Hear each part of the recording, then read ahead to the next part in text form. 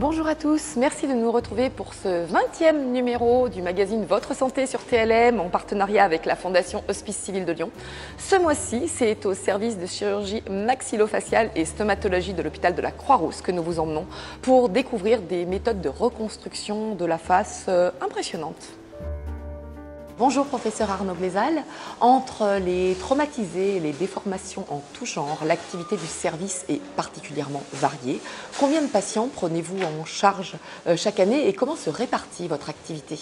Alors on reçoit en moyenne 1000 patients à la Croix-Rousse et 1000 patients à l'hôpital Femmes-Mères-Enfants. La chirurgie maxillofaciale se répartit essentiellement sur 4 axes. La traumatologie, donc les gens qui vont suite à un accident de la route, suite à un accident de sport, suite à une bagarre, se fracturer un os du visage. Ça représente à peu près 30% de notre activité. On a ensuite la prise en charge de tous les patients qui présentent des cancers de la cavité buccale, la prise en charge de toutes les malformations crânio-faciale. Une autre partie enfin, c'est la prise en charge de la chirurgie esthétique et de toutes les réparations faciales secondaires également à des traumatismes au niveau des parties molles qui représentent environ 30% de notre activité également. Comment se présente l'offre régionale en chirurgie maxillofaciale ? Alors, les patients viennent de 250 km à la ronde, voire plus. Nous sommes actuellement un des seuls CHU, le seul CHU qui offre l'ensemble des techniques pour prendre en charge les patients de chirurgie maxillofaciale, que ce soit en traumatologie, en cancérologie ou en malformatif. Votre discipline est étroitement liée aux innovations techniques. Pouvez-vous nous retracer les grandes étapes, les grandes innovations qui ont marqué cette évolution ? Initialement, la chirurgie maxillofaciale est née avec la guerre de 14-18, on peut le dire, il y avait quelques balbutiements avant, mais c'est vraiment la guerre des tranchées qui a vu apparaître un grand nombre de patients traumatisés de la face. C'était une guerre de tranchées, exactement, les gueules cassées. Ensuite, les grandes étapes, ça a été surtout l'amélioration de l'anesthésie. Et puis, à proprement parler, pour la chirurgie maxillofaciale, c'est l'apparition dans les années 80-90 de microplaques en titane qui nous ont permis de fixer des foyers de fracture avec des abords mini-invasifs, c'est-à-dire des incisions qu'on ne voyait pas. Et puis, depuis une quinzaine d'années, est apparu la 3D, tous les logiciels qui nous permettent à la fois de faire des simulations d'intervention, de la programmation chirurgicale. Comme d'autres spécialités chirurgicales, la chirurgie maxillofaciale a bénéficié de progrès techniques absolument considérables, notamment grâce à l'imagerie, la simulation 3D et les guides de coupe, mais aussi grâce à l'apparition de matériel de plus en plus fin, comme des microvis et des microplaques en titane. Bonjour docteur Julie Chauvel-Picard. Alors vous avez réalisé il y a 6 mois avec le professeur Glézal ni plus ni moins qu'une première mondiale en redonnant un visage à une jeune fille atteinte d'une grave malformation depuis sa naissance et en utilisant une prothèse 3D en titane. C'est une enfant qu'on connaît depuis sa naissance, qui est atteinte d'une malformation congénitale de la face et qui lors de sa croissance a présenté tout un défaut de développement osseux au niveau du front, de l'orbite et de l'os zygomatique, c'est l'os de la pommette. Donc elle avait du côté droit en fait un défaut de projection de toute cette partie-là et du coup on a privilégié l'utilisation des prothèses 3D en titane imprimées sur mesure parce que cette zone-là, la zone du front, il y a une anatomie très complexe qui pour nous est difficile de reconstruire. C'est pour ça que là maintenant, grâce à ces implants 3D, ça nous facilite la vie et ça permet d'avoir des résultats esthétiques plus optimaux. Vous travaillez en étroite collaboration avec des industriels qui développent les outils, les pièces dont vous avez besoin. Pouvez-vous nous parler de ce partenariat et nous préciser les pièces qu'ils vous fournissent ? Oui, on collabore depuis plusieurs années déjà avec Global D qui est situé juste à côté de Lyon, à Brignais. Les industriels, les commerciaux viennent régulièrement au bloc opératoire pour nous voir travailler. Et ainsi, donc, ils peuvent se rendre compte des problèmes ou des avantages qu'on peut avoir avec leurs instruments, leur matériel. Ils nous fournissent notamment tout ce qui est mini-plaques, tout ce qui est mini-vis, qu'on utilise pour la traumatologie ou pour la chirurgie orthognathique, c'est la chirurgie des mâchoires. Ils nous fournissent également tout ce qui est implant dentaire, ils nous fournissent tout ce qui est tournevis, beaucoup de matériel. 10% de l'activité du service de chirurgie maxillofaciale et de stomatologie de l'hôpital de la Croix-Rousse est dédiée à la reconstruction après cancer et une diversité de malformations ou déformations assez surprenantes y est prise en charge.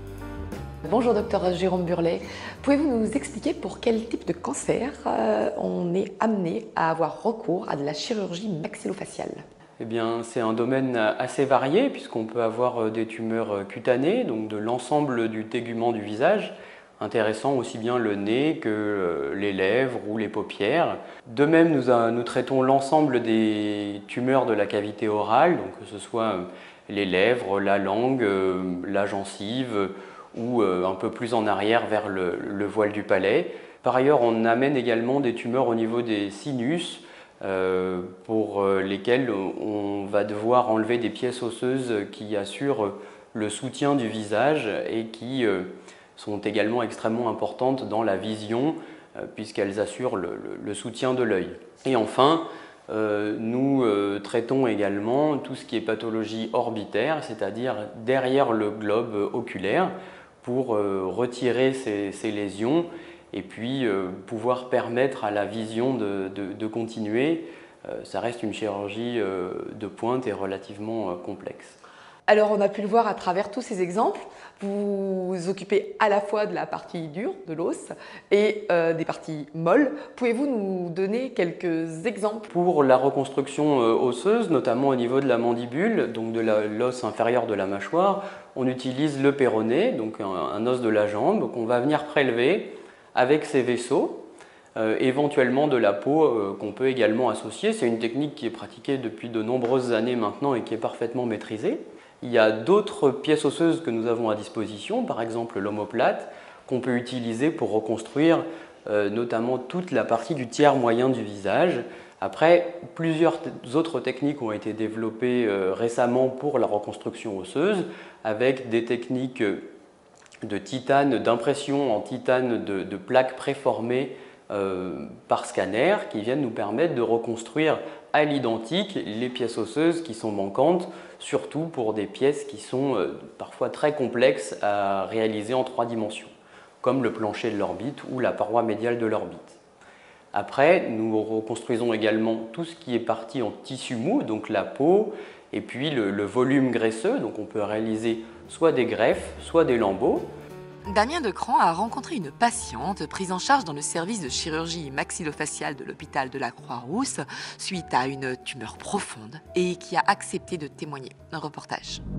En 2015, Anne-Laure se rend chez le dentiste pour se faire retirer les dents de sagesse. Ce dernier découvre une masse de 5 cm de diamètre derrière le muscle de la mâchoire. Ça a été long, on m'a fait pas mal d'examens pendant presque 4 à 6 mois.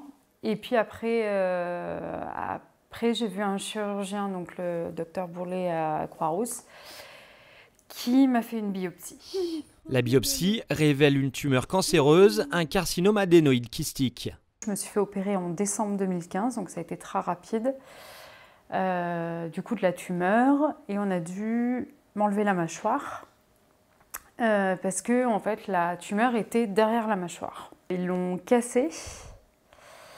Ils ont sectionné en fait de là à là la mâchoire. Donc c'est que ma mâchoire du haut, vu que c'était derrière la mâchoire du haut. Donc ils l'ont sectionné, donc tout là. Ils l'ont sorti. Donc ils m'ont sectionné les nerfs là. Et après du coup ils m'ont remis avec des plaques. Donc en fait j'ai des plaques en fait. Elle tient avec des plaques et des vis. J'ai une grosse cicatrice tout là, elle ne se voit pas. Moi, voilà, il n'y a que moi qui le sais. Et puis l'intérieur, bah, du coup, ça ne se voit pas du tout, quoi. Pour les gens, ça ne se voit pas, c'est que pour moi, en fait. Donc, ouais, du coup, c'est pour ça que j'ai repris le boulot aussi rapidement. Parce que je voulais que rien ne se voie et que ma vie reprenne naturellement son cours sans que personne ne le sache. Donc voilà, ouais. Du beau boulot.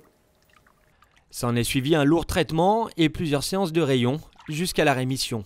Et ben aujourd'hui, je suis en rémission, donc je suis toujours suivie tous les 2 mois. J'ai juste de la gêne parce que je ne peux plus ouvrir la bouche comme avant. C'est tout, sinon ça ne se voit pas. Donc voilà. Et puis bah, j'ai mon bébé miracle. Voilà. Pourquoi bébé miracle? parce que je ne pensais pas avoir un deuxième en sachant qu'on m'avait dit que il y avait de fortes chances que j'étais déjà bien atteinte. Donc on a toujours la mort présent. Et puis du coup, je suis encore là pour longtemps. Alors, professeur Glézal, quelles évolutions attendez-vous encore et comment voyez-vous l'avenir de votre spécialité? Mais écoutez, on est toujours à la recherche du perfectionnement, de l'amélioration des résultats, du petit geste supplémentaire qui nous permettra d'avoir des résultats encore plus parfaits. Sur le plan de l'ingénierie, c'est essentiellement l'ingénierie tissulaire, le bioprinting, c'est-à-dire la création de prothèses à base de cellules vivantes. Alors ça, on en est encore au balbutiement, mais une oreille, par exemple, créée artificiellement à partir de tissus vivants ou des choses comme ça. Quels sont vos besoins aujourd'hui? Comment la Fondation HCL pourrait financièrement vous aider? Mais écoutez, pour rester, je dirais, à la pointe, nous avons besoin de logiciels informatiques et également d'imprimantes 3D dernière génération qui nous permettent de concevoir des prothèses sur mesure et également des modèles stéréolithographiques de crâne qui nous permettent d'anticiper et d'élaborer des interventions chirurgicales. Comment sont financées actuellement les magnifiques prothèses 3D en titane que l'on a pu découvrir dans cette émission? Eh bien écoutez, c'est du cas par cas, on va faire des demandes, des dossiers sont remplis pour chaque prothèse, sont envoyés au COMEDIM, au comité de coordination du médicament des Hospices civils de Lyon, qui donne ou pas son accord, et donc c'est directement amputé sur le budget des Hospices civils de Lyon, donc à leur bon vouloir. Ce 20e numéro est à présent terminé. Nous vous donnons rendez-vous à la rentrée pour une 3e saison du magazine Votre Santé sur TLM, toujours en partenariat avec la Fondation HCL. Et d'ici là, nous vous laissons écouter le message de Bruno Lacroix, le président de la Fondation. Nous avons une grande chance. Nous bénéficions sur notre territoire d'une formidable offre de santé. Les professeurs, les équipes médicales des Hospices civils de Lyon sont à la pointe du progrès médical. Ils sont au service de notre santé, n'est-ce pas notre bien le plus précieux? Donnons-leur les moyens d'aller plus vite, plus loin. Donnons à la Fondation Hospices civils de Lyon.